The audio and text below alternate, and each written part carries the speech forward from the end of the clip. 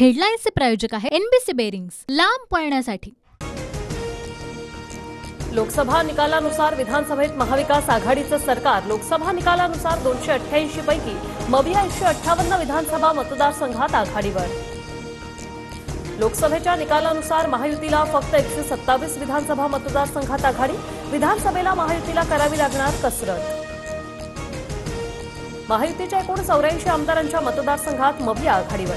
विधानसभेला महायुतीला करावी लागणार कसरत। लोकसभेची आकडेवारी भाजपसाठी डोकेदुखी ठरण्याची शक्यता। भाजपच्या 105 पैकी 42 विद्यमान आमदारांच्या मतदारसंघात मविया आघाडीवर।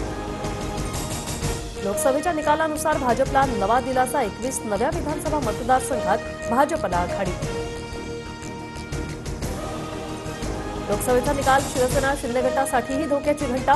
शिंदेंच्या 40 पैकी 17 आमदारांच्या मतदारसंघात महायुती पिछाडीवर।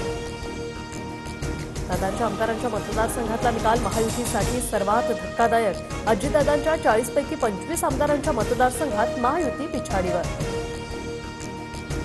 अजित पवार गटाकडून पार्थ पवारांना राज्यसभेवर पाठवण्याची जोरदार तयारी। प्रफुल्ल पटेलांच्या रिक्त जागेवर पार्थ पवारांची वर्णी लागणार, सूत्रांची माहिती।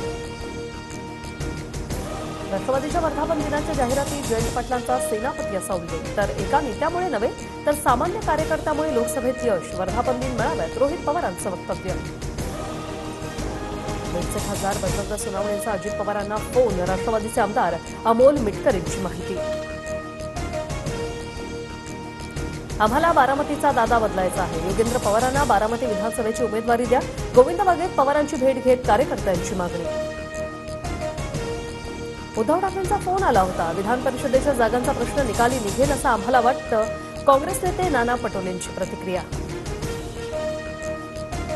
विनोद तावडेंना मोठी जबाबदारी राज्यात मिळणार की देशात? चंद्रकांत पाटलांच्या वक्तव्यानं राजकीय वर्तुळात चर्चांना उधाण। वाराणसी लोकसभा मतदारसंघातून प्रियंका गांधी लढल्या असत्या तर पंतप्रधान मोदी हरले असते। रायबरेलीतील सभेत राहुल गांधींचं वक्तव्य। हेडलाईन्सचे प्रायोजक आहे एनबीसी बेरिंग्स, लांब पळण्यासाठी।